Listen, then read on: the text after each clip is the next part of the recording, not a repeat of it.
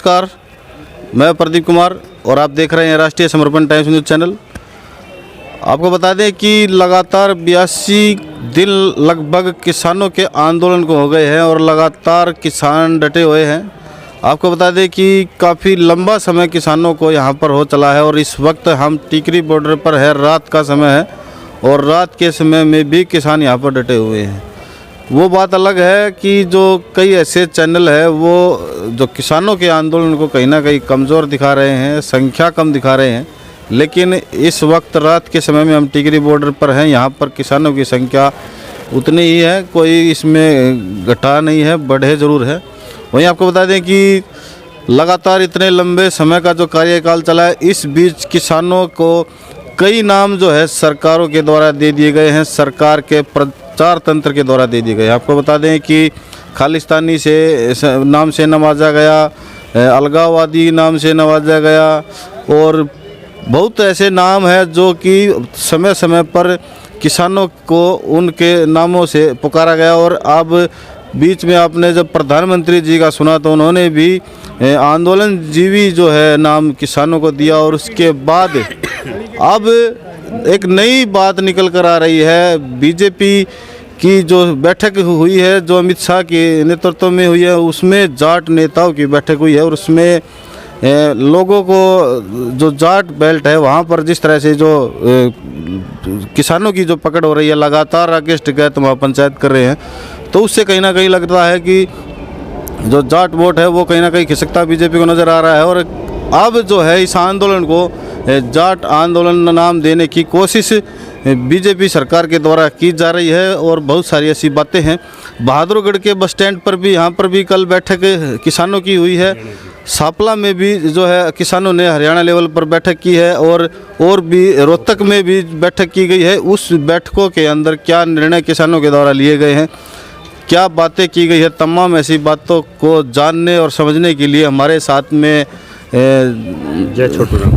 हमारे साथ में शमशेर जी हैं, डॉक्टर शमशेर जी, जो कि शुरुआत से ही यहाँ पर आंदोलन के अंदर डटे हुए हैं। और प्रोफेसर है रोहतक से, वो भी हमारे साथ में जुड़े हुए हैं, इनसे भी हम बात करेंगे।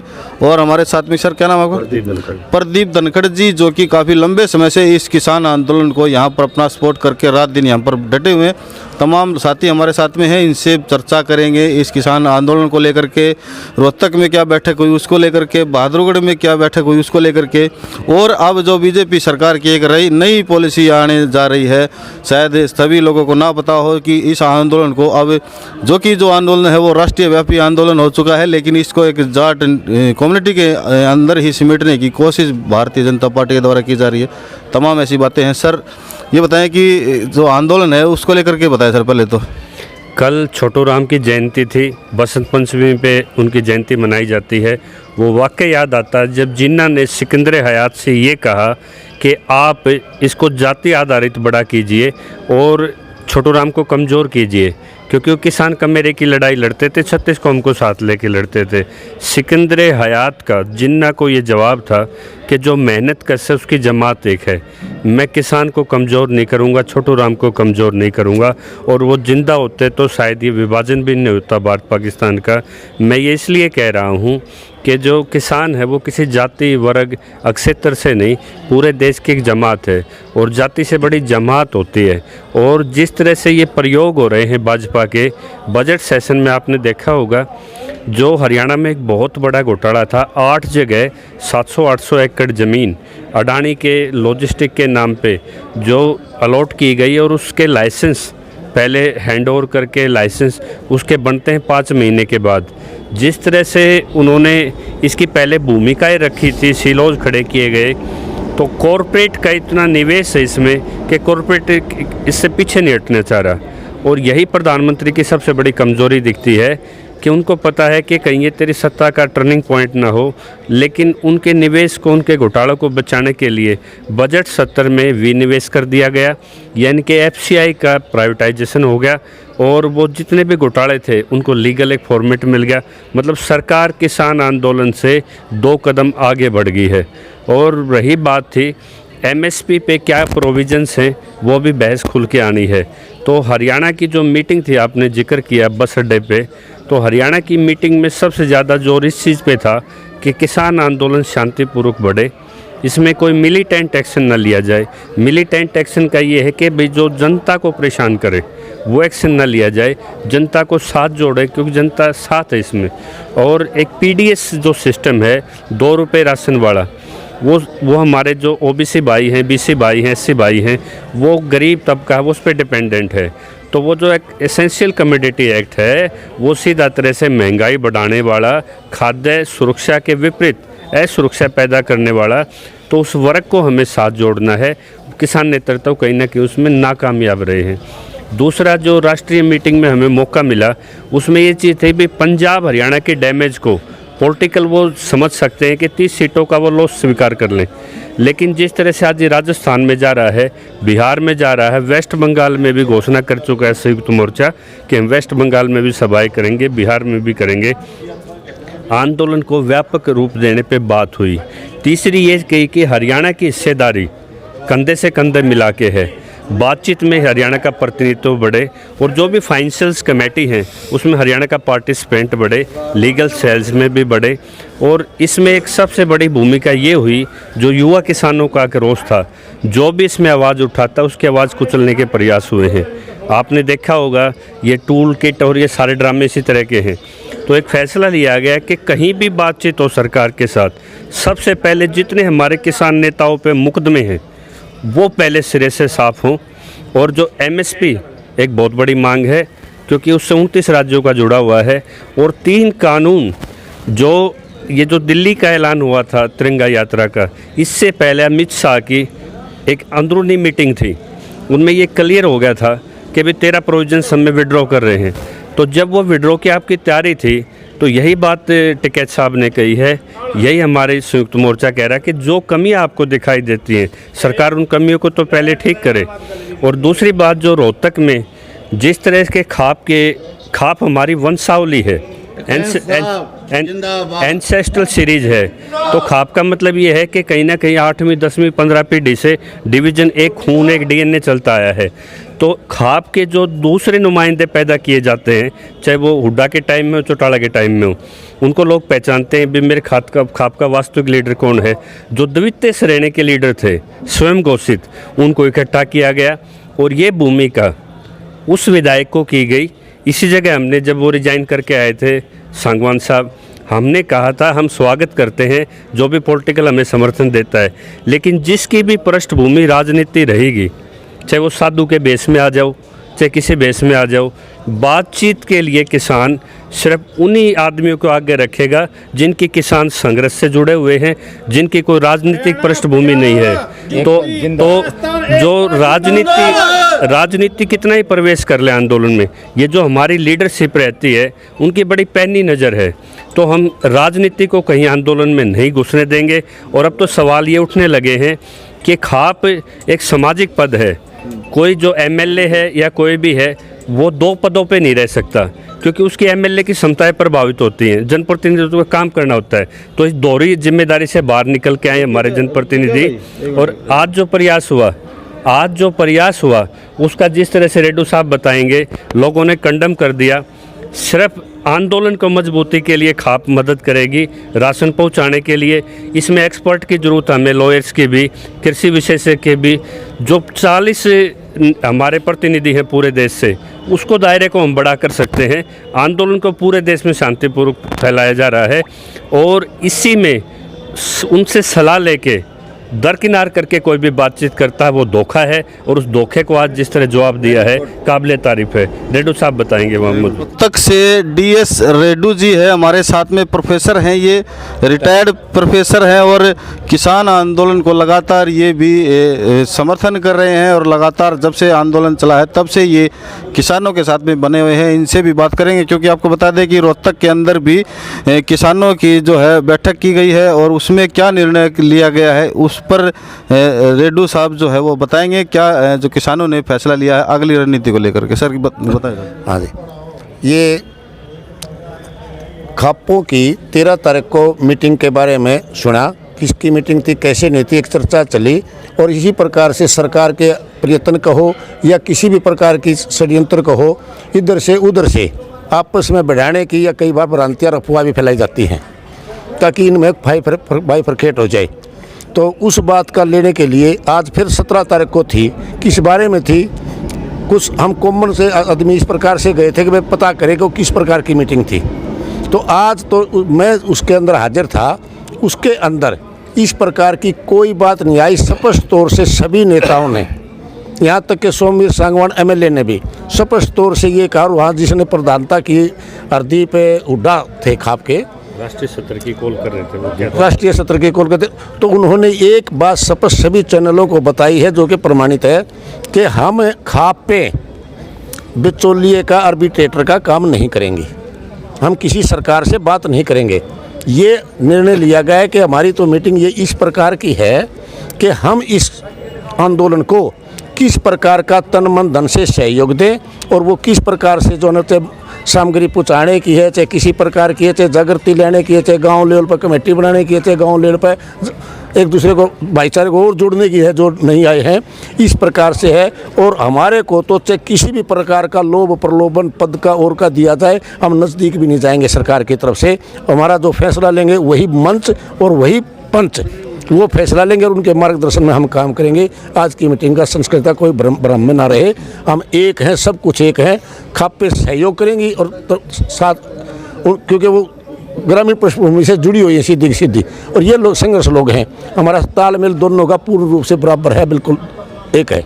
अच्छा रेड्डू साहब, ये बताएं कि जिस तरह से किसानों के नेता राकेश टिकैत की अगर हम बात करें तो लगातार हरियाणा की बात करें या फिर अन्य स्टेट की बात करें, तमाम जगह पर जाकर के पंचायतों का आयोजन किया जा रहा है, पंचायतों को संबोधित किया जा रहा है। वहीं दूसरी तरफ अब भारतीय जनता पार्टी की भी आज जो है बैठक हुई है, उसमें अमित शाह ने जो है बैठक ली है और जाट नेताओं को वहाँ पर बुलाया गया है। और ऐसा बताया जा रहा है कि ये जो आंदोलन है, क्योंकि आपने भी देखा है, पिछली बातों पर नहीं जाना चाहेंगे कि जो आंदोलन है वो कुछ दायरे में सीमित करने की जो है सरकार की पॉलिसी रही है, और अब फिर वो ये करने की कोशिश कर रही है कि जो ये आंदोलन है ये जाटों का आंदोलन है। देखिए, ये पीछे जब जाट आरक्षण था, जब ये 35-1 का नारा दिया गया था, वो सरकार के द्वारा या सरकार के नुमाइंदों या जो भी उसके एजेंट थे उनके द्वारा दिया गया था, जो कि एक बहुत बड़ी गलत बात है। जाति में, धर्म में बांटना, ये देश एक है, एक और एकता में ही इसका सब कुछ है, विभिन्नता में एकता है यहाँ पर। अब रही बात ये कि यहाँ पर भी इस प्रकार की है, ये वही उसी का एक नवीनीकरण दिया जा रहा है, या वहाँ पर थोड़ा सा सफलता मान गए होंगे क्योंकि वो फैल हो गया था आंदोलन किसी भी तरह से कहा हो। तो अब ये यहाँ पर ये तो बात मानते होंगे कि किसान तो प्रत्येक कौम में है, किसान सभी जातियों में है किसान, और यह किसान खेती है वो भी किसान है, जो इसके ऊपर डिपेंड उपभोक्ता तो प्रत्येक आदमी है वो भी किसान है। किसान तो एक राष्ट्र की या रीढ़ की हड्डी जान है, आन है, बान है, शान है, जान है, इसमें कोई दोहराई बात नहीं है। लेकिन मेजोरिटी में हरियाणा पंजाब में एक जाट कौम किसान है, इसलिए उसका नाम आ जाता है, इतना फर्क है। तो जब वो संख्या में ज़्यादा है तो भागीदारी भी ज़्यादा ही होगी, इसलिए वो दिखाई दे रहा है, उसका लाभ उठाने की ऐसा पर्यंत नहीं है। प्रदीप जी, एक स्पष्ट कर दें हमें, जो हमारी खापें होती हैं वो सर्वजाति व्यवस्था पे होती हैं, किसी जाति विशेष पे नहीं होती। जैसे हमने बताया कि आनुवंशिक वो चेन है, तो वो सामाजिक समरसता बचाती है, और ज़मीन से जो मुद्दा प्रभावित कर रहा है उसको कैसे मजबूत किया जाए उनकी भूमिका है। अगर उनके कपड़े पहन के कोई प्रयास करता है किसान नेतृत्व, तो उस पर कड़ी नज़र रहेगी। अच्छा ये बताएं, जो हमारे साथ में सापला से भी हैं जो कि बहादुरगढ़ से भी हैं, जो अच्छे जो कार्यकर्ता है और आंदोलन को लगातार देख रहे हैं, समझ रहे हैं, और ये अपने जो है संगठन, क्या नाम है सर संगठन का, बताओ। अखिल हरियाणा न्यूनतम समर्थन मूल्य संघर्ष समिति, प्रदीप धनखड़ प्रदेश अध्यक्ष हैं न्यूनतम समर्थन मूल्य समिति के, और लंबे समय से किसानों के इस आंदोलन को ये लीड कर रहे हैं और देख रहे हैं, समझ रहे हैं। यहाँ पर इनसे ये बात करेंगे कि जो सापला में जो बैठक की गई है किसानों के द्वारा, उस पर किसानों की क्या रणनीति रही है, क्या आगे की जो कार्रवाई है, अगली जो रूपरेखा वो क्या रहेगी, इनसे बात करें। सर धनखड़ साहब बताएं। सर सबसे पहले तो हाथ जोड़ के राम राम आपके श्रोता भी। हम तो एक आज सापले की ये बात मत करो, जब से ये, क्योंकि हमारा तो बचपन भी किसानी और खेती भी से जुड़ा है, तो हम तो देसी बातें लेके तो कुछ मसाला निकाल के लाते हैं, इसने मसाला ही कहना है। और ये लास्ट हथियार, फर्स्ट एंड फाइनल हथियार जो होता है कि हमारी नज़र इस आंदोलन के मजबूती की तरफ रहती है। जो कल ये मीटिंग का दौर चल रहा था, हमने उसमें तो सारे वो देख लिए, अगी ने बैरिगेट लगा के छिक लिए, ये चोबे ठोक कर देख लिया। किसान कहीं से कमज़ोर नहीं है। कल अमित शाह का आखिरी दौर चला है, नोटा की बोरिया का मुंह खोल दो, लेकिन ना तो किसान की ज़मीन छीन सकते, ना किसान का ज़मीर को खरीद सकते। तो इसमें 13 तारीख से नहीं, ये बहुत पहले से ही शुरुआत हो चुकी थी। तो हम इन हर एक ने पिछाड़े हैं नज़दीक थे भाई, कौन इस आंदोलन को सेंध लगा सकता है। लेकिन किसान संगठन उतनी मजबूती से खड़ा है, उनकी किसान आंदोलन की तरफ नज़र भी नहीं करने देगा। अगर किसी ने गलती से कर ली तो उसका नतीजा भी भुगतना पड़ेगा। आज पंजाब का उदाहरण है, निकाय चुनाव में जो है भारी हार का सामना बीजेपी को, पता है ना। तो हम देसी भाषा में कहेंगे अज्ञात तो समझ जा। और जिस वो एक पुरानी कहावत, एक बाणिया जाता चला और वो उन पीछे तो एक पलूरे ने फाड़ लिया और वो लगे भोसण, उन्हें बेरा था कि भाई ये बाणिया तेरे काबू नहीं आओगा। अब वो जब भोसण लगा कि भाई तेरे तो मैं काबू नहीं, तू तो अपने बड्डा है बुलाओ से। तो अमित शाह मोदी के काबू को नहीं, ये किसान आवे। ये जो उसमें सेंधमारी करे थे ना, अब ये फलानी खाप ने तोड़ लो, फलाने संगठन ने तोड़ लो, फलाने देख लो। किसान संगठन उतनी मजबूती से खड़ा है, वे अपने दुश्मन और दोस्त को बहुत उससे पहचानते हैं। हम कभी भी ये इनके हम अपनी खाप सरदार, हम सरदारी बोल रहे हैं अपने खापा के, इन अपनी सरदारी के फैसला पर भी नाज करे हैं। लेकिन जब वो उनके कदम डगमगाते हैं ना, तो समय रहते चेताते भी हैं, बगैर नाम ले चेताते हैं। जब इन्होंने 13 तारीख को मीटिंग करी, जब हमने प्रेस कॉन्फ्रेंस करी थी, ये कहा था कि अगर किसान आंदोलन के अगर किसी ने मध्यस्थता या सौदा करने की सोच भी ली, उसकी आठा न काट लाओगे। इससे जहरी शब्द हमारे पास नहीं है। आज हम तो ये कहते हैं कि भला हो, किसी सभ्य आदमी ने उनको सद्बुद्धि के लिए वो दे दिया और वे मान गए इस बात ने कि किसान आंदोलन अगर आज कुछ 19-20 होगी, पूरी जिंदगी खड़ा नहीं हो सकता आंदोलन कभी भी, किसान आंदोलन। तो हम तो ये कहते हैं कि हमने तो उनको एक आग्रह किया था। अच्छा ये बताएं सर, एक बात और है लोगों के बीच से निकल कर आ रही है कि अभी भी नहीं तो कभी भी नहीं, क्योंकि हर लोगों की उम्मीद किसान आंदोलन के साथ जुड़ी हुई है। हर लोग ये चाह रहा है कि ये जो आंदोलन है किसान इसको लीड कर रहा है, लेकिन हर वर्ग इसमें एक उम्मीद देख रहा है कि किसानों का जो नेतृत्व है, लेकिन उस नेतृत्व के माध्यम से कहीं ना कहीं आम जनता को भी इस बिल का कैंसिल होने में फ़ायदा है। हमने कहा जो रोटी खा है, चाहे मजदूर है, दुकानदार है, कोई और वर्ग है, वकील वर्ग है, कोई पत्रकार बंधु है, कोई और, जिसने भी अगर वो टुकड़ा से पेट भरा है वो किसान का पैदा किया हुआ है। अगर ये 3 काले कानून न्यू के न्यू रह गए और MSP कानून नहीं बना, तो वो टुकड़ा उनको भी नहीं मिलेगा। और वो टुकड़ा किस रेट में मिलेगा, किस देश का मिलेगा, ये भी कोई संभव नहीं। हम तो सीधे स्पष्ट बात कहते हैं, अगर यहाँ किसान ने किसानी छोड़ दी और जवान ने सीमा पर रक्षा करनी छोड़ दी, ये मोदी क्यों ने टोए पावा की तय। अच्छा ये बताएं, जिस तरह से जो निकाय चुनाव पंजाब के अंदर हुए हैं, उसके अंदर बीजेपी को करारी हार का सामना देखना पड़ा है। क्या स्थिति ऐसी रहेगी पूरे देश की भी ऐसी? जब हमने एक बात न्यू कह दी थी, ये आज बोर्ड बनवाने चाले हैं, जजपा का भी विरोध, बीजेपी का भी विरोध। मैं नहीं कहूँ, अगर समय पे अगर ये ना बेचेते तो उड्डा के भी लत्ते पाटने हैं। ये समझ सके है कि जो किसान जो शब्द है ना, ईडी के द्वारा मुख्यमंत्री जो पूर्व है उस पर जो है मुकदमा दर्ज कर दिया गया है, जो फैक्ट्रियों की अगर प्लॉट की घोटाले की बात करें तो। हम एक बात बताने लग रही, पिछले 70 में MSP कानून फाइल करवाया था, वो हुड्डा साहब ने उस टाइम उस बिल का समर्थन क्यों नहीं करा? कोई भी कांग्रेसी जवाब दे दे। हमने किसी तो विरोध को नहीं, उड़ा कौन विपक्ष में बैठा है, कौन पक्ष में बैठा है, हमें तो ये पता है। 90 तो विधायक हरियाणा के, 10 सांसद, 5 राज्यसभा, ये न्यू मान लो 105 के 5 किसानों के दुश्मन हैं। पक्ष में तो हो ही नहीं सकते। हम न्यू कहा किस्से के कपड़े बदले आओ, लेकिन ये असली किसानों के दुश्मन हैं। अब पहली बार किसान को समझ में आ गई, क्योंकि पंजाब का उदाहरण भी देख लिया। प्योर की प्योर कामरेड के सार जो ये बड़े हैं, बीजेपी इतने तो एक सीट था, ये मामूली 1042 उम्मीदवार में तो एक उम्मीदवार जीते हैं। ये ऐसी मेरे ख्याल से मोदी सरकार के लिए इससे शर्म की बात हो भी नहीं सकती। अगर शायद मैं प्रधानमंत्री होता तो अब से पहले तो डूब के मर गया होता। अच्छा सर, शमशेर जी आप ये बताएं, जिस तरह से एक मिनट सर, जिस तरह से जो पंजाब के जो निकाय चुनाव के अंदर जो ये स्थिति पैदा हुई है, बीजेपी को हार का मुंह देखना पड़ा है, इससे क्यों नहीं सबक लेती बीजेपी, और इस पर आपका क्या कहना है? मैं को 3 सांसद जाते हैं जिसको दिल्ली की सत्ता पे रहना है, वो 30 की डैमेज के लिए तैयार हैं।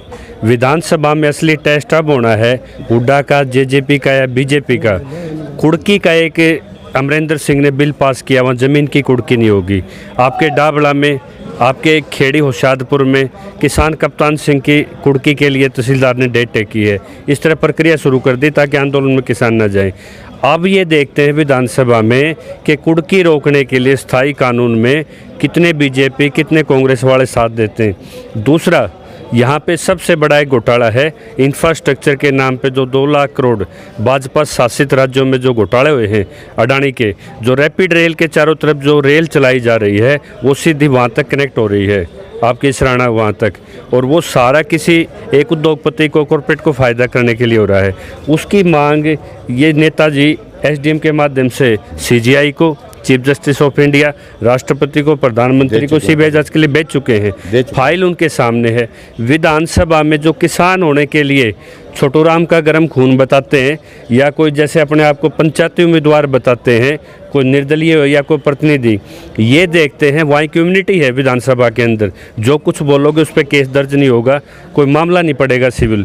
वहाँ कम से कम किसान की या ज़मीन की लूट है, इस पर देखते हैं कितने बोलते हैं। और रही बात आपने कहा कि ये आंदोलन किसान का आंदोलन नहीं है, असेंशियल कमोडिटी एक्ट शहरी कंज्यूमर को मारता है, हर उस मजदूर को मारता है जो खाने पे डिपेंडेंट है। अब असली परीक्षा इस चीज़ से हो जानी है कि जो असेंशियल कमोडिटी के जो डैमेज हैं वो वोट बैंक को अफेक्ट करते हैं, क्योंकि जब ये पता कि आपकी रसोई 4000 में है और 110% उसमें महंगाई की छूट दे दी आपको बढ़ाने की, पूरी होल्डिंग की लिमिट हटा दी, तो वो मुद्दा कहीं न कहीं से जो आपका ओबीसी एससी या जो पीडीएस वर्ग है वो समझने लगा है। तो आंदोलन की मर्यादा है कि 29 राज्यों में खेती होती थी, 27 राज्यों की डैमेज होगी, 2 राज्य ऐसे बचे जो अपने पैरों पे खड़ा होकर लड़ सकते हैं। अगर इतने बड़े आंदोलन में जिस तरह मीडिया चुप किया गया, इंटरनेट बैन किए गए, खालिस्तानी कहा गया, मुकदमे लादे गए, अगर इतना बड़ा आंदोलन की गरिमा है ये, अगर ये आंदोलन फेल हो गया तो भूल जाओ लोकतंत्र बचाने के लिए देश में कोई बड़ा आंदोलन खड़ा हो पाएगा।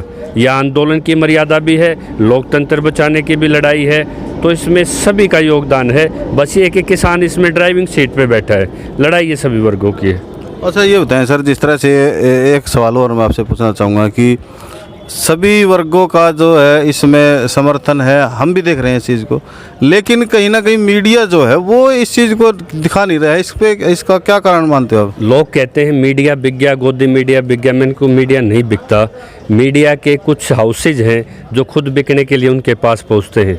आपने भी चैनल चलाते इतने दिन हो गए, रविश कुमार भी चलाते हैं, संदीप चौधरी भी चलाते हैं, कोई ऐसी बात नहीं।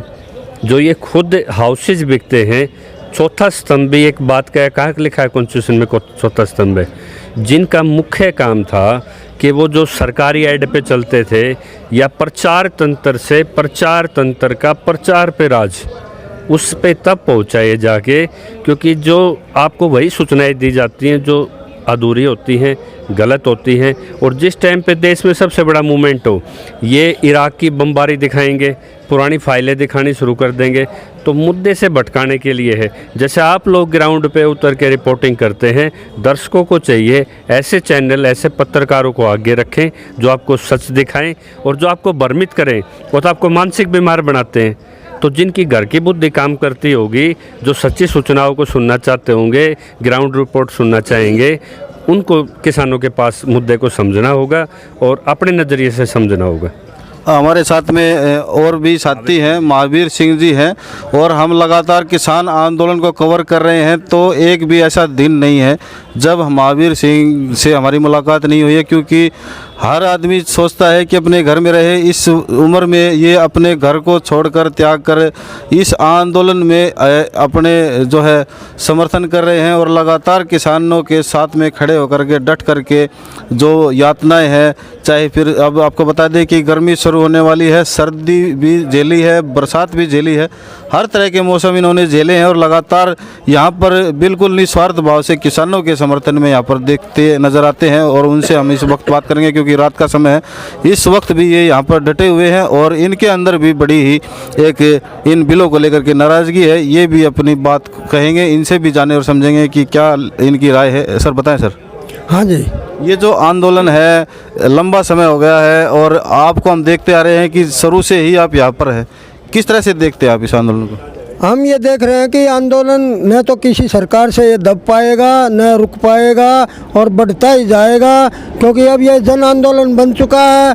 पूरी दुनिया में इसकी गूंज है, और किसानों में अभी भी वैसा ही जोश और उत्साह है। मेरी उम्र से भी बड़े बड़े यहाँ पर बैठे हैं, 80-80, 90-90 साल के लोग यहाँ पर मौजूद हैं। बच्चे से लेकर बूढ़े और जवान सभी इसमें शामिल हैं। महिलाएं भी बढ़ चढ़कर हिस्सा ले रही हैं, क्योंकि उनको पता है कि ये खेती किसानी पर चोट है, इसको ख़त्म करने की साजिश है। जो विदेशी कंपनियां हैं वे इस देश पर कब्जा करना चाहती हैं। देशी कंपनियों के साथ मिलकर ये थोड़े से पूंजीपति हैं देश में, बाकी देश की जनता गरीब है, दुखी है, कंगाल है। और उसको ये अगर ये सरकार रही तो लोग समझ रहे हैं अब कि सारा देश भूखा, नंगा, कंगाल, भिखारी बन जाएगा, थोड़े से चंद पूंजीपति रह जाएंगे। और आज़ादी के बाद यही होता आया है कि पूंजीपति माला माल, किसान और मजदूर कंगाल, यही खेल चलता आ रहा है। इसने इस गति को बहुत तेज बढ़ा दिया है, इस लूट को हवाई जहाज की रफ्तार के बराबर कर दिया है, और विनिवेश के नाम पर ये सरकार में बैठकर सरकार को ही बेच रहे हैं। इनसे ज़्यादा गद्दारी बताओ कौन कर सकता है। और इन्होंने तो एक ऐसा कानून बनाया 2017 में कि विदेशी कंपनियों से भी चुनाव में चंदा ले सकते हैं। ये तो देशद्रोह का कानून है, क्योंकि चुनाव आयोग खुद इसके खिलाफ हलफनामा दे चुका है सबसे बड़ी अदालत में। अदालत को इसका निर्णय करना चाहिए जल्दी से जल्दी, क्योंकि ये पूरे देश के लोक महत्व का कार्य है। और 500 करोड़ से ऊपर के जो डिफॉल्टर हैं उनके भी नाम वहाँ पर दिए गए हैं। और अरुण जेटली ने तो ये फरियाद कर दी कि इनके नाम गुप्त रखे जाएं, और 1 लाख से ऊपर जो किसान कर्जा लेता है तो उसके नाम सार्वजनिक कर दिए जाते हैं, उसका अपमान किया जाता है। ये बताएं सर, जिस तरह से आपने, मैं तो ये कहूँगा कि हरियाणा के अंदर किसानों की बड़ी अच्छी भूमिका इस भारतीय जनता पार्टी के सांसदों को जिताने में रही है। जो जिस तरह से जो शुरुआती जो वादे प्रधानमंत्री मोदी जी के द्वारा किए गए हैं, आपको बता दें कि आपके ओम प्रकाश धनखड़ जो पूर्व मंत्री रहे हैं, उन्होंने भी कहा कि हमारी जब सरकार प्रदेश में बनेगी तो स्वामीनाथन रिपोर्ट लागू की जाएगी, और किसानों के बहुत सारे बातों को लेकर के उन्होंने बड़े बड़े भाषण दिए थे। आज क्या महसूस हो रहा है आपको, जिस तरह से आप अपने घर, बच्चों को, परिवार को छोड़कर यहाँ पर खड़े हैं? देखिए, मेरा गाँव वैसे दिल्ली में है, और मैं दिल्ली की तरफ से यहाँ पर हूँ अपने साथियों के साथ। मुंडका वगैरह और टीकरी आसपास के गांव आते हैं, यहाँ पर हर तरह से मदद दे रहे हैं, चंदा दे रहे हैं, और तन मन धन से साथ हैं। जो उन्होंने बोला, तो ये पार्टी तो झूठ की इमारत पे खड़ी है। पाप के पैसे से ये झूठ की इमारत खड़ी है, ये ढह जाएगी, क्योंकि अब ये नंगे हो चुके हैं। सबको पता लग चुका है कि ये बहुत ही हर जगह झूठ बोलते हैं। अभी तो कह रहे थे प्रधानमंत्री जी की जो है ना, मैं तो एक फ़ोन कॉल दूर हूँ सिर्फ, कितनी बड़ी झूठ बोलते हैं। मैंने मुकदमा डाला प्रदूषण के खिलाफ, 10 साल लड़ा, दिल्ली में भयंकर प्रदूषण फैलाया इन्होंने। और जो है दूसरी पार्टियां भी खैर उसमें शामिल थी, लेकिन वहाँ पर अदालत में तो सब पार्टियां एक हो जाती हैं प्रदूषण के मामले में। लोग चाहे कैंसर से मरे, दिल के दौरे से मरे, दमे से मरे, तरह तरह की बीमारियों से मरे, इनको तो पैसा चाहिए।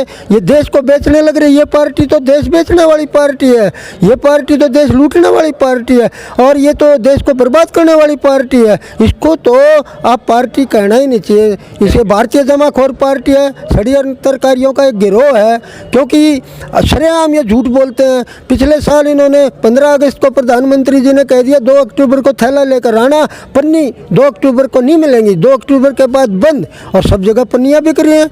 इन्होंने तो संसद नहीं चलने दी। जब कांग्रेस ये विदेशी निवेश लाना चाहती थी फुटकर व्यापार में, तो ये बड़ा विरोध करते थे, संसद भी नहीं चलने देते थे। कहते थे 4 करोड़ से ज़्यादा हमारे छोटे दुकानदार बेरोजगार हो जाएंगे, और इसको दुकानदार की पार्टी माना जाता था पहले। तो 2017 में इन्होंने 100% निवेश की मंजूरी दे दी। तो बताओ, ये हर जगह झूठ बोलते हैं। अटल बिहारी वाजपेयी जब एक बार वहाँ गए महाराष्ट्र में बम्बई, तो उन्होंने कहा कि ये एनरॉन बिजली कंपनी अमेरिका की आई है, हम इसको भगाएंगे और अरब सागर में उठाकर फेंक देंगे हमारी सरकार आने पर। जब वो 13 दिन की सरकार आई तो उन्होंने एक ही काम किया, 13 दिन में उस एनरॉन बिजली कंपनी को मंजूरी दी। तो बताइए इनके कहाँ तक झूठ कहना है? ये तो झूठ पर ही खड़े हैं। इन्होंने धोखा दिया देश को। और ये श्यामा प्रसाद मुखर्जी, इसकी बुनियाद नींव ही बहुत गलत है। श्यामा प्रसाद मुखर्जी आज़ादी से पहले वहाँ पर मुस्लिम लीग के साथ हिंदू महासभा मिलकर सरकार बना रही थी बंगाल में, और उन्होंने घनश्याम दास बिड़ला को ठेका दे दिया। सारा चावल उन्होंने खरीद कर विदेशों में भेज दिया। बंगाल में 50 लाख लोग तड़प तड़प कर मर गए। अगर ये भारतीय जमाखोर पार्टी ने जो आवश्यक वस्तु अधिनियम कानून खत्म किया है, इसमें तो सारा देश भूखा मर जाएगा, देश में तराई तराई मच जाएगी और कानून व्यवस्था चौपट हो जाएगी। अरे मरता क्या नहीं करता कि सब कुछ होगा देश में, और बुरे हालात हो जाएंगे। ये छोटे से जो पूंजीपति हैं, इनको लोग लूटेंगे देखना, और इनको मारेंगे, निकाल निकाल कर पकड़ेंगे इन लोगों को जिन्होंने ये ऐसे कानून बनाए हैं। ये देश को बर्बाद कर रहे हैं, देश का नाश कर रहे हैं। इन्होंने तो 6 साल में सर्वनाश कर दिया देश का। इन्होंने बैंकों का दिवाला पीट दिया। 12 लाख करोड़ से ज़्यादा हजम कर गए थोड़े से पूंजीपति। जब कांग्रेस की सरकार नहीं थी, चली गई 2014 में, तो उस समय 2,14,000 करोड़ सिर्फ बकाया था। आज वो बढ़कर 12 लाख करोड़ को पार कर गया, और अब कई बैंकों को मिलाकर एक बैंक बना रहे हैं। इन्होंने तो रिजर्व बैंक को भी नहीं छोड़ा। रिजर्व बैंक में जो संकट के समय पर रुपया रखा हुआ है, उसके खिलाफ 2 गवर्नर इस्तीफा दे गए, और ये दास नाम का एक गवर्नर आया, वो सचमुच ही दास है इनका। उन्होंने 1,76,000 करोड़ रुपया दे दिया, और अगले ही दिन तथाकथित उद्योग जगत को 1,66,000 करोड़ माफ कर दिया, छूट कर दी। ये उनको भी खा रहे हैं, ये बैंकों को खा रहे हैं। जीवन बीमा निगम को प्राइवेट कर दिया, अब 74% शेयर की घोषणा कर दी, सब मालिक प्राइवेट बना रहे हैं। जब सरकार सब कुछ सार्वजनिक खत्म हो जाएगा, क्षेत्र सब प्राइवेट हो जाएगा, हमारे इन बच्चों को 5-5, 7-7 हज़ार की नौकरी करनी पड़ेगी, वो भी अस्थायी। जब चाहेंगे लात मार कर निकाल देंगे, और उसी को देंगे जो बीजेपी का गीत गाएगा। तो ये बड़ा ऐसे संकट देश में आने वाला है। इसमें जो ये विदेशी कंपनियों को ला रहे हैं ठेके पर खेती कराने के लिए, ये तो एक बहुत ही भयंकर षड्यंत्र है, क्योंकि किसान तो इनको चंदा देता नहीं, और जो वो कंपनी आएंगी वह इनको चंदा देंगी। ये चंदे के लिए कर रहे हैं ऐसा। और दूसरी बात, हमारी संस्कृति उस यूरोप की राक्षसी सभ्यता संस्कृति के बिल्कुल विपरीत है। वहाँ तो अनाज सस्ता होता है, समुद्र में फेंक देते हैं। जब दूध सस्ता होता है तो समुद्र में बहा देते हैं, नदियों में बहा देते हैं। लेकिन यहाँ तो हम अन्न को देवता मानते हैं, और दूध को पुत्र के बराबर मानते हैं। दूध और पूत बराबर माना जाता है। तो ये हमारी संस्कृति को भी नष्ट कर रहे हैं। जब से ये जो है विदेशी कंपनियों की घुसपैठ बढ़ी है, उनका एक ही काम है जासूसी करना। और मोदी जी जाते थे बाहर, अरे हम आपको सस्ता अनाज सस्ता वो देंगे, ज़मीन सस्ती देंगे, सस्ता मजदूर देंगे, और प्रदूषण की छूट देंगे, और 10 साल तक कोई टैक्स नहीं लेंगे। ये इस तरह के पागलपन कर रहे हैं, देश को गुलाम बनवा रहे हैं। और इस गुलामी में होड़ लगी हुई है कि कौन पहले गुलाम बनाता है। तो ये सबसे बड़ा एजेंट मिला है देश का बर्बाद करने वाला, और सारी देश की जनता इस बात को अब धीरे धीरे समझ रही है कि हमने अपने दुश्मन को वोट दिया। ये जो है ना, किसान के भी दुश्मन है, ये मजदूर का भी दुश्मन है, ये देश के भी दुश्मन है। तो आपने देखा किस तरह से जो किसानों के अंदर एक नाराज़गी भारतीय जनता पार्टी के प्रति नज़र आ रही है, और बुजुर्ग से लेकर युवा तक जो भारतीय जनता पार्टी को पूर्व में जो वोट दे करके ये सोच रहा था कि भारतीय जनता पार्टी इस देश का भला करेगी, श्री नरेंद्र मोदी इस देश का भला करेंगे, उनको कहीं ना कहीं अपने आप को ठगा ये लग रहा है इस वक्त, क्योंकि इतना लंबा समय आंदोलन का मेरे इतिहास के अंदर पहला ऐसा आंदोलन हुआ है जो कि इतने लंबे समय तक चलेगा। मेरा एक आखिरी सवाल रहेगा शमशेर जी से, जो कि शमशेर जी यहाँ पर लंबे समय से आंदोलन को देख रहे हैं और कल जो है रेल रोको का जो है एक प्रोग्राम जो है किसानों के द्वारा किया जा रहा है, तो रेल रोकने का जो कार्यक्रम है वो किस तरह का रहेगा? क्योंकि जिस तरह से जो 26 जनवरी को जो घटना हुई है उसमें किस तरह से जो है शरारती तत्वों के द्वारा आंदोलन को खराब करने की कोशिश की गई है, अब रेल रोको जो कार्यक्रम है उसमें किस तरह से किसान इस रेल रोको कार्यक्रम को सफल बनाएगा और क्या रणनीति रहेगी? क्या इस आंदोलन में कुछ ऐसे शरारती तत्व हो सकते हैं? क्योंकि हमारे सूत्रों के अनुसार पता लगा है कि सरकारी जो है सरकार के साथ में जो रेलवे के जो डीजी हैं आरपीएफ के और रेलवे विभाग के उच्च अधिकारियों की बैठक चली हुई है और तमाम तरीके से रेलवे विभाग भी इस मामले को लेकर के तैयार है। तो कहीं ना कहीं इस मामले में भी कई तोड़फोड़ होने की आशंका जो है रेलवे मान रहा है और ऐसे में शमशेर जी से पूछना चाहेंगे कि सर जो ये आंदोलन है चल रहा है और कल रेल रोकने की जो बात कही जा रही है, कैसा रहेगा असल रेल रोको का ये सर? देखो, देश भी हमारा है, रेल भी हमारी है, सड़कें भी हमारी हैं। हम किसी भी मिलिटेंट एक्शन का जिससे जनता को असुविधा हो उसका समर्थन नहीं करते। और मैं प्रधानमंत्री से 3 बातें पूछना चाहता हूँ। मंदसौर में जो गोलीकांड हुआ उसकी जुडिशल इंक्वायरी हुई, टाइम्स ऑफ इंडिया ने खबर लगाई, रातों रात पोर्टल पे कैसे गायब कर दी, उसको पब्लिक डोमेन में क्यों नहीं गए? अभी 14 को पुलवामा दिवस शहादत 234 किसानों को दी, अपने सीआरपीएफ के जवानों को दी। एक सवाल उठा था वहाँ पे कि अर्नब की जो पुलवामा हमले से पहले चैट थी वो सच प्रधानमंत्री ने देश के सामने क्यों नहीं रखा? और डसोल्ट एक है फ्रांस का, जहाँ राष्ट्रपति ने कहा था कि हमारे पास विकल्प नहीं है, वहाँ के अधिकारी ने भारत सरकार का, भाजपा की सरकार का एक पत्र जारी किया है जिसमें लिखा है कि रक्षा सौदा सिर्फ रिलायंस को दिया जाए। तो जो प्रतिस्पर्धा और कंपटीशन एक कमीशन बना हुआ है इंटरनेशनल लेवल पे, नेशनल लेवल पे, तो ये किस तरह की मंशाएं आ रही हैं आपकी? इसी तरह से अडानी का जो प्रोजेक्ट्स है हरियाणा में, जिस तरह से रेलवे के नाम पे अधिग्रहण प्रक्रिया चली थी और उस प्रतिक्रिया को जैसे SEZ में कन्वर्ट किया गया और SEZ में रातों रात में पब्लिक पर्पज़ कैसे हो गया है कि 100 एकड़ ज़मीन आप सीधा एक प्राइवेट हाथों में, जबकि वहाँ एक्ट भी नहीं थे उस टाइम पे, तो इसका मतलब कांग्रेस भी उसमें चुप थे और उसमें कैसे उनको हैंड ओवर कर दिया गया? इन तीनों चीज़ों पे प्रधानमंत्री की तरफ से कोई स्पष्ट हो जाए तो बहुत अच्छी बात है, क्योंकि प्रधानमंत्री सबसे कमज़ोर यहाँ साबित हो रहे हैं। प्रचार तंत्र को किसानों ने नकार दिया है। अब सिर्फ वो इन कानूनों के पीछे जो उनका डर ये था कि अगर एक कानून में वापस लेता हूँ तो कांग्रेस और लेफ्ट कहीं ना कहीं कोई दूसरा मुद्दा ना उठा दे और किसी तरह से मैं बार बार फेडरल सिस्टम पे या मेरा आधिपत्य ख़त्म हो जाए।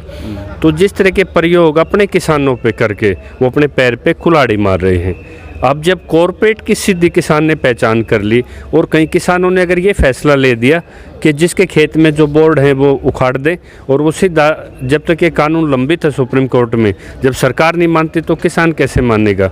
और गलती से उन्होंने उस पर खेती यदि करना चालू कर दिया, यदि 4 लाख ट्रैक्टर जो कंपनी अधिग्रहण के प्रक्रिया का दुरुपयोग करके इन्होंने किया, अगर उन्होंने दोबारा खेती करनी शुरू कर दी, खेत बचाओ कॉरपोरेट भगाओ, कहीं इस नारे पर अगर किसान चल पड़ा तो वो कौन फंडिंग करेगा इस पार्टी को?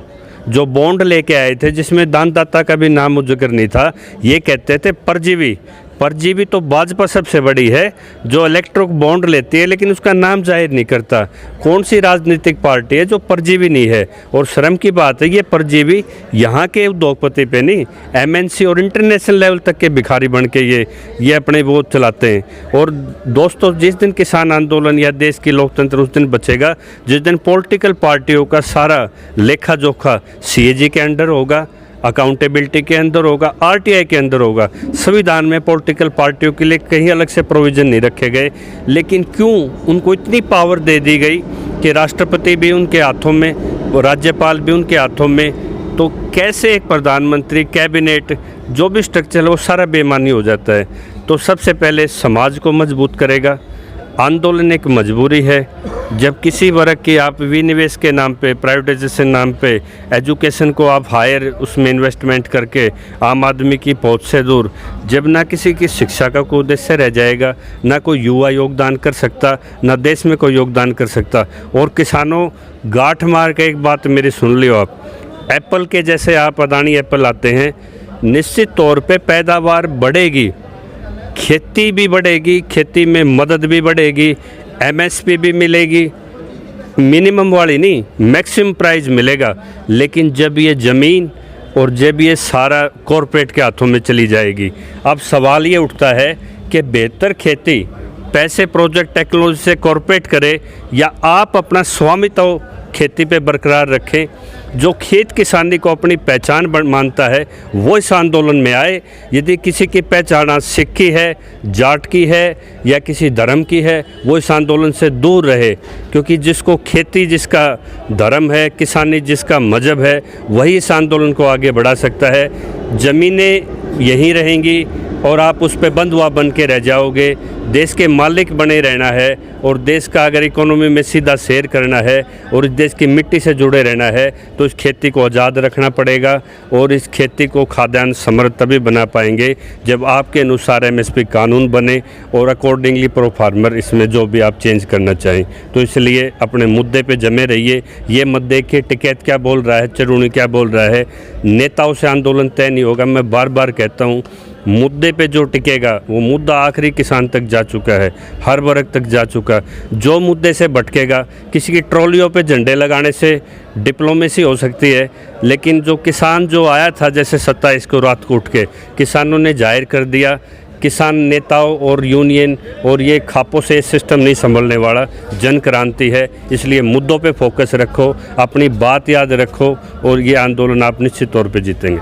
तो देखा आपने किस तरह से शमशेर जी ने बताया और अन्य तमाम जितने भी जो प्रोफेसर जी हैं हमारे और जो यूनियनों के जो प्रधान हैं, जो अपने अपने स्तर पर संगठन चला रहे हैं, सभी लोगों का कहना है कि जिस तरह से जो आंदोलन है वो चला हुआ है, लगातार लंबे समय से आंदोलन चला हुआ है। कई प्रक्रिया जो है सरकार के द्वारा, प्रचार तंत्र के द्वारा इस आंदोलन को ख़त्म करने के लिए, आंदोलन को बदनाम करने के लिए की गई, लेकिन असफलता प्रचार तंत्र को लगी, भारतीय जनता पार्टी को लगी।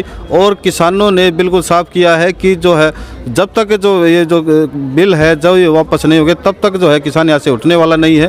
फिर चाहे फिर कुछ भी हो, तमाम तरीके की बातें हैं। एमएसपी पर जो है कानून की बात भी यहाँ पर की जा रही है। लगातार ये आंदोलन है, अब रुकने वाला नहीं है। ये आंदोलन किसानों का आंदोलन ना होकर के, मैं बार बार अपनी खबर में कह रहा हूँ, क्योंकि ये जो आंदोलन है ये किसानों के द्वारा लीड किया जा रहा है, लेकिन इस आंदोलन में हर वर्ग का समर्थन है, योगदान है, वो चाहे फिर किसी भी तरीके से हो। और इस आंदोलन के अंदर जो किसान वर्ग के साथ जो तबका आया हुआ है, उनके अंदर कहीं ना कहीं ये है कि ये जो किसान आंदोलन है, ये आंदोलन अपने रूप में एक देश का बड़ा आंदोलन है और भारत के संविधान को बचाएगा। और यहाँ पर कई लोग दबी आवाज़ में ये कह रहे हैं कि अभी भी नहीं तो फिर कभी भी नहीं, क्योंकि जो भारतीय जनता पार्टी की सरकार है वो ऐसी व्यवस्था यहाँ पर लागू कर देगी कि दोबारा से यहाँ पर इस तरह का जो है आंदोलन नहीं होगा। और इसी के चलते किसानों के द्वारा इस आंदोलन को उठाया गया है। और यूनियनों के नेताओं की अगर हम बात करें तो यूनियनों के नेताओं को अलग थलग की बात करके, बयानबाजियों की अगर हम बात करें तो तमाम तरीके की बातों को किसानों ने ये पूरा तरीके से कह दिया है कि चाहे कोई कुछ भी बोले, कुछ भी कहे, ये आंदोलन ख़त्म नहीं होगा और जो मुद्दे आंदोलन के हैं उस पर ही आंदोलन चलेगा। इसमें कोई किंतु और परंतु यहाँ पर किसानों के द्वारा नहीं की जाएगी, नहीं बर्दाश्त की जाएगी। कैमरा पर्सन सागर के साथ मैं प्रदीप कुमार, बहादुरगढ़ से।